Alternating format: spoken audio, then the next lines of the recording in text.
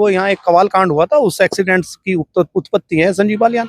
कोई political thoughts वाला leader नहीं है। जेलेडे में प्रकरण हुआ, एक फोन आ गया हाईकमान का, चंदन चौहान जी की बोलने की हैसियत नहीं, समाज वहां खड़ा पिटता रहा। तो अब ऐसे पद का क्या करेगा समाज? अगर समाजवादी पार्टी में गुर्जर समाज का अपमान होने लगे तो मैं पद को ठोकर मार दूंगा। अखिलेश यादव जी से अगर कहने की हिम्मत नहीं रखूंगा तो मैं पार्टी में नहीं जाऊंगा। क्या हिंदू बना के हमें वोट तो ले लिया और उसके बाद ये बताते हमें रियाय, हमें बताते मजदूर, हमें बताते संविदा पे, और इस मुसलमान का और समाजवादी पार्टी के राष्ट्रीय अध्यक्ष का कर्ज ये गुर्जर समाज उतारेगा। गुर्जर समाज कभी बेवफा नहीं सकता। कुछ चंद नमस्कार, स्वागत है आप सभी का हिंदुस्तान 24 पर और मैं आप सबके साथ विपिन चौधरी। इस समय मैं मीरापुर में मौजूद हूं और यहां पर आज गुर्जर समाज की एक बड़ी पंचायत हो रही है और इस पंचायत के आयोजक हैं समाजवादी पार्टी के वरिष्ठ नेता कुंवर देवेंद्र सिंह। अब जिस तरीके के आरोप पूर्व मंत्री संजीव बालियान ने कुछ लोगों पर लगाए हैं और उन्होंने कहा है कि यहाँ पर हिंदू समाज को जातियों के नाम पर तोड़ा जा रहा है और जो लोग इस प्रकार की पंचायतें कर रहे हैं उन्हें फंड मिल रहा है और वो लोग समाज को तोड़ने का काम कर रहे हैं। अब संजीव बालियान के इस बयान पर कुंवर देवेंद्र सिंह का क्या कहना है, क्योंकि ये भी आज गुर्जर पंचायत कर रहे हैं। कुंवर देवेंद्र सिंह जी, सबसे पहले तो आपका बहुत बहुत स्वागत है हमारे चैनल पर। साहब आपका भी। जिस तरीके से संजीव बालियान ने बयान दिया है कि जो लोग समाज के नाम पर पंचायतें कर रहे हैं वो पेड वर्कर हैं, उन्हें फंड मिल रहा है और वो समाज को तोड़ने का काम कर रहे हैं, तो उस पर आपका क्या कहना है? मैं कल भी कुछ पत्रकार लोगों ने मेरे से लिया और मैं बोला उन पे। संजीव बालियान जी को मैं नेता नहीं मानता और मैंने कल भी दोहराया था कि संजीव बालियान साहब, अगर आपको राजनीति करनी है तो चौधरी चरण सिंह जी को पढ़ो। चौधरी चरण सिंह को पढ़ते और उनके सिद्धांतों को देखते तो शायद मेरे ख्याल से बालियान साहब ये बयान, और बालियान साहब एक पशु चिकित्सक थे और पशु चिकित्सक एक एक्सीडेंटल नेता बन जाए तो उसके यही बयान होंगे। वो यहाँ एक कवाल कांड हुआ था, उस एक्सीडेंट्स की उत्पत्ति है संजीव बालियान। कोई पॉलिटिकल थॉट्स वाला लीडर नहीं है।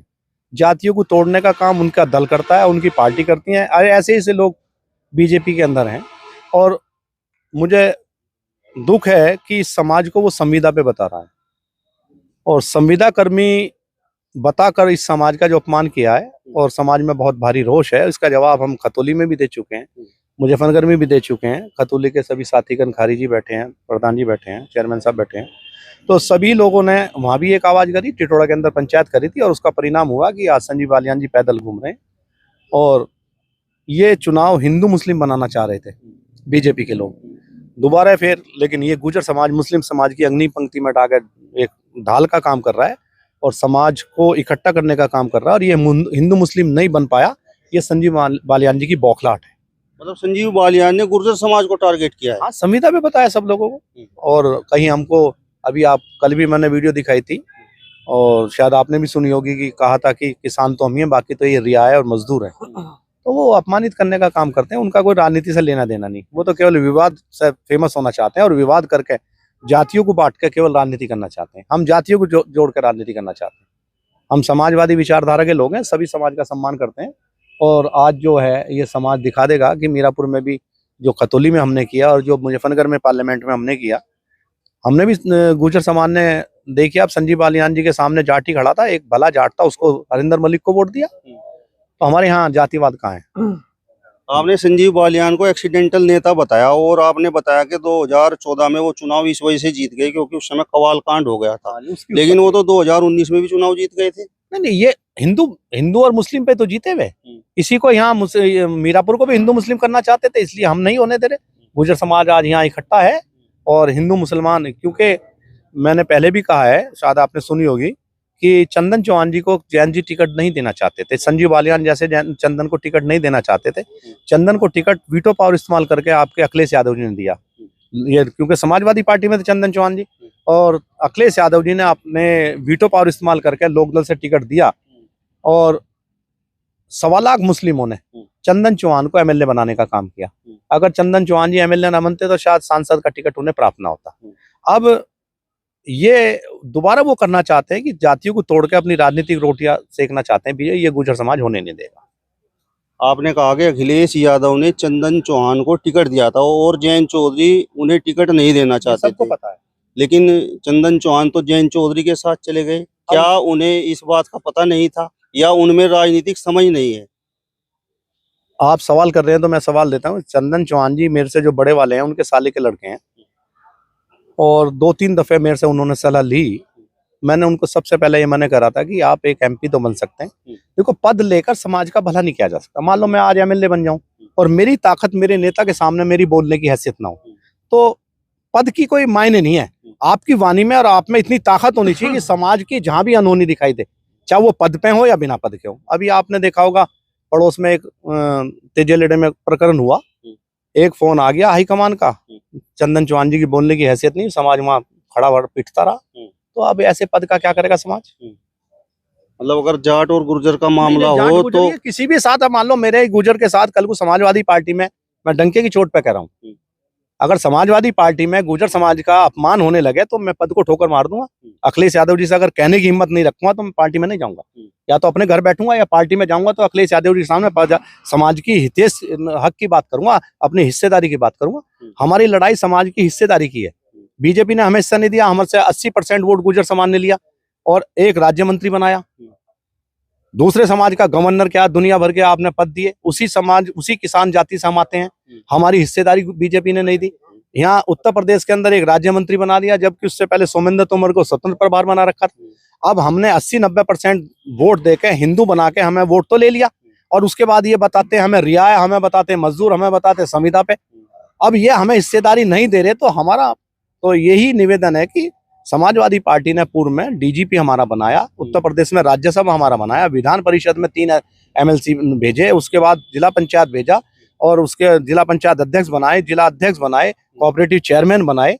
एक अब जिस दल में जिस पार्टी में हमारा सम्मान है, तो मेरा तो सभी से निवेदन है कि जो माननीय अखिलेश यादव जी और मुलायम सिंह यादव ने समाज को दिया, आजीवन रामचंद्र दास सहारनपुर से थे, आजीवन प्रदेश अध्यक्ष रहे, तो हमें कहीं ना कहीं किसी, अच्छा बताओ, ये तो हमें लंबरदार निकम है, हमें संविदा पे बताएंगे, और जिस दल के साथ और जिस व्यक्ति विशेष के साथ हम जाना चाहते हैं वो सम्मान न दे, तो हमारा वहां वजूद क्या है? मेरा तो सभी लोगों से निवेदन है कि जातियों का गठबंधन करो, अपनी हिस्सेदारी तय करो। पश्चिम के अंदर मुस्लिम समाज है, दलित समाज है, सैनी समाज है, इन समाजों के साथ मिलकर राजनीति करिए। ये तो हमें संविदा पे बताओ फिरेंगे, हमें मजदूर बताओ फिरेंगे, क्यों किसानों का ठेका तो इन पे ही है। मेरा तो आप सब लोगों के निवेदन, इसलिए पंचायत की जरूरत पड़ी। कुंवर देवेंद्र सिंह जी, अभी थोड़ी देर पहले आपने संजीव बालियान को पशु चिकित्सक बताकर एक तरह से उनका उपहास उड़ाने का काम किया है, लेकिन इसी पार्टी में एक चाय बेचने वाला देश का प्रधानमंत्री भी बन गया है, तो ये अवसर तो भारतीय जनता पार्टी में मिलते हैं। इसी प्रकार के उदाहरण आप समाजवादी पार्टी के देकर बताओ। नहीं, समाजवादी पार्टी में बताइए कौन सा ऐसा है जो, समाजवादी पार्टी वैचारिक पार्टी है, और दुनिया में सबसे बड़ी क्रांति जो है विचार है। आप वैचारिक बनोगे तो विचार, आप ये देखिए, गांधी जी नहीं है, गांधीवाद जिंदा है, अंबेडकर जी नहीं है, अंबेडकरवाद जिंदा है, गॉडसे नहीं है, गॉडसेवाद जिंदा है, आपके लोहिया जी नहीं है, लोहियावाद जिंदा है। तो आप वैचारिक बनो, और विचार आदमी के मरे बाद भी जिंदा रहता है। तो मेरा तो मतलब कोई भी नेता हो, सैद्धांतिक हो, नीतियों पे चले और वो विचार पैदा करे। आज हम हैं, कल नहीं है, दुनिया से हमें सबको रुखसत होना, लेकिन हमें कोई ऐसा कार्य नहीं करना चाहिए जिससे समाज को उसका भुगतान करना पड़े और आने वाली पीढ़ियां हमें कोसें। 12-14 एमएलए हमारे हुआ करते थे, 2-2 कैबिनेट मंत्री हुआ करते थे, 3-3 प्रदेश अध्यक्ष हुआ करते, जिला अध्यक्ष, प्रदेश अध्यक्ष। आज हम कहाँ हाशिए पे लाके खड़े कर दिए, वोट का इस्तेमाल कर लिया। जिस तरीके से आपने देखा हो बिरयानी में तेजपात का पत्ता डलता है, अब बस तेजपात का पत्ता जायका बनाने के लिए है बिरयानी से, वो खाया नहीं जाता। इसी तरीके से हमारा इस्तेमाल तो किया जा रहा है, लेकिन हमें बीजेपी या लोकदल हिस्सेदारी नहीं दे रही। और सबसे बड़ा दुख है, अखिलेश यादव जी ने जो भी सांसद बनाए, उनके परिवार को जो जीते, उनके परिवार को या उनके लड़के को टिकट दिया। यहाँ चंदन चौहान जी के रूप में गुर्जर समाज था, तो अब ये गुर्जर सीट संजीव बालियान जी ने बैकडोर से खत्म कर दी, तो इसलिए गुर्जर समाज में रोष है। कुंवर देवेंद्र सिंह जी, आप भी गुर्जर हैं और चंदन सिंह चौहान भी गुर्जर हैं। अभी आपने कहा कि तेजालेड़ा प्रकरण पर हाईकमान से फोन आया और चंदन चौहान बैकफुट पर चले गए, लेकिन आप कह रहे हैं कि अगर गुर्जर समाज की कहीं पर बात हो तो आप समाजवादी पार्टी को हाँ, छोड़ने का मतलब खिलाफत करने का काम करेंगे। हमारा नेता, मेरे सेंटेंस सुनिए, हमारा नेता अगर हमारे समाज का पक्ष नहीं रखेगा अखिलेश यादव जी, तो कुंवर देवेंद्र सिंह सबसे पहले पार्टी छोड़ने वाला होगा, चाहे वो टिकट भी मिला, एमपी का टिकट मिला, एमएलए का टिकट मिला। मैं नेताजी के नजदीक रहा बहुत, मैं 97 प्रदेश सचिव रहा, और नेताजी भी गुर्जर समाज से बहुत लगाव करते थे, इसलिए आजीवन प्रदेश अध्यक्ष रामचंद्र दास जी को बनाया।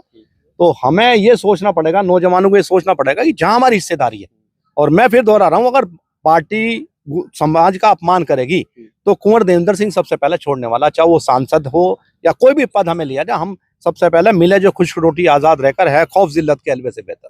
कहीं यही वजह तो नहीं है कि आप विधायक या सांसद नहीं बन पाए? नहीं, विधायक सांसद के कितने भूतपूर्व विधायकों को जानते हो आप, कितने प्रधानमंत्री को कोई लोग जानता है, लेकिन आप समाज में काम कर जाओ, आप बिना पद के भी कद तय करता है। पद अगर ले सकते हो तो पद की गरिमा को समझो, और पद और कद दोनों में अंतर है। आप कद की लड़ाई लड़ो, समाज के स्वाभिमान की लड़ाई लड़ो, और मैं मानता हूं जितने क्रांतिकारी आदमी हुए उनको मरे बाद पूछा जाता है, जिंदे जी तो बहुत कम लोग पूछते हैं। तो सिद्धांतों से समझौता मत करो, समाज की लड़ाई लड़ो, पद मिलेगा तो सही, नहीं मिलेगा तो सही, क्या दिक्कत है। चंदन सिंह चौहान ने भी कल गुर्जर समाज की एक मीटिंग की है, और उनका तो बड़ा दावा है कि यहाँ पर सम्मान सबका है, लेकिन वोट गुर्जर समाज आरएलडी भाजपा गठबंधन प्रत्याशी मिथिलेश पाल को ही करेगा। तो इनकी बौखलाहट देख लिए, 13 तारीख में चुनाव हो रहा था, कौन सी वजह है जी 20 तारीख कर दी इन्होंने? अच्छा, इसका जवाब दे दें भाई, अगर चुनाव जीत रहे तो वो 13 तारीख के रहने देते, 20 तारीख क्यों करी? उनका तो दावा ये भी है कि मीरापुर से 2022 में जितने वोटों से वो चुनाव जीते थे, इससे ज्यादा वोटों से मिथिलेश पाल यहाँ से चुनाव जीतेंगे। मीरापुर का मैं गणित आपको बता दूं, अभी इस चुनाव में सांसद जी चुनाव लड़े 9,000 से जीते, जबकि गुर्जर 8,000 से, और वही गठबंधन लोकदल का और बीजेपी का यही वोट है। इसी विधानसभा में चुनाव हो रहा, इसी विधानसभा में 8,000 से जीते अगर, और गुर्जर 100% गया वहां। अब गुर्जर को हटा दो, कितने से हारेंगे पता चल जाएगा, गणित देख लो। तो मैं 2 दूनी 4 हूं, 2 दूनी 5 नहीं होते। ये चुनाव हुआ, यही गठबंधन है। चंदन चौहान जी को 1.25 लाख मुस्लिमों ने 1,10,000 वोट दी, मुकालते में न रहे में, और इस मुसलमान का और समाजवादी पार्टी के राष्ट्रीय अध्यक्ष का कर्ज ये गुर्जर समाज उतारेगा। गुर्जर समाज कभी बेवफा नहीं हो सकता, कुछ चंद लोगों की वजह से। मैं फिर कह रहा हूँ, जितना हमें समाजवादी पार्टी ने दिया इतना ये दल कोई दे नहीं सकता। तो आपके प्रत्याशी की स्थिति क्या है कुंवर देवेंद्र सिंह जी? प्रत्याशी बढ़िया है, 1.25 लाख उसके पास है, और जीत गुर्जर समाज, डिसाइडिंग फैक्टर गुर्जर समाज है। इधर गुर्जर समाज जाएगा उधर जीत होगी। और विपक्ष तो ये बता रहा है कि वो तो गुंडे हैं। अब ये तो विपक्ष के पास कोई सबूत हो तो बात है, हमें तो मानते नहीं गुंडे हैं। यहाँ जानसठ के अंदर ब्लॉक प्रमुख भी नहीं बना पा रहे थे, संजीव बालियान जी ने, हमारे यहाँ आपके जड़वड़ कटिया के प्रधान जी प्रमुख साहब बनाए, इसी राणा परिवार ने बनाए। 40 बीडीसी रात के 12 बजे ले गए, और 40 पैसे इस राणा परिवार ने लिया। डंके की चोट पर हमारा प्रमुख बनाया, डंके की चोट पर हमारा एमएलए बनाया। तो ऐसा नहीं है। तो मतलब आप भी दावा कर रहे हैं कि आपका प्रत्याशी समाजवादी पार्टी का प्रत्याशी यहाँ से चुनाव जीतेगा? हाँ, गुर्जर समाज एक तरफ जिताने का काम करेगा, और 2027 के अंदर मैं मानता हूँ कि अखिलेश यादव जी गुर्जर समाज की हिस्सेदारी ऐसी देंगे आज तक मिली नहीं होगी। कुछ लोग सवाल कुंवर देवेंद्र सिंह जी ये भी करते हैं, मैं जो खासकर गुर्जर समाज के कुछ लोग हैं उनका सवाल आपसे कर रहा हूँ कि जिस तरीके से आज आप गुर्जर समाज की पंचायत कर रहे हैं, चुनाव में अक्सर आप लोगों को गुर्जर समाज याद आता है, लेकिन जो गुर्जर समाज की जो कन्याएं हैं, जिनका गुर्जर समाज के लोगों का ये मतलब जुगाड़ नहीं होता उनकी शादियां करने का, तो आप लोग इस प्रकार की पंचायतें करके ऐसे लोगों की मदद क्यों नहीं करते? उन निर्धन कन्याओं की शादियां क्यों नहीं करवाते?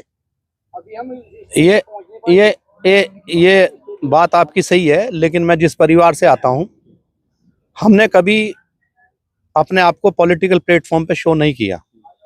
पिताजी के बारे में अगर आप सुनेंगे, जिस परिवार, कोई उत्तर प्रदेश का ऐसा स्कूल नहीं होगा, देवधर कन्याधर है आपके खदरी जी, वहां से आपके गांधी जी हैं। मेरठ के अंदर मेरे ख्याल से सबसे पहला परिवार हमारा था जिसने 11,000 रुपए दिए, अब से 30 साल पहले। उसमें कलम सिंह जी थे, सूरज सिंह जी थे, नैनखेड़ी वाले मंगल सिंह थे। पिताजी, और मैं मानता हूँ 300-400 लिहाफ हर साल बांटते हैं, और क्षेत्र के अंदर ऐसा कोई परिवार नहीं होगा जहाँ पिताजी ने और हमने मदद ना करी होगी।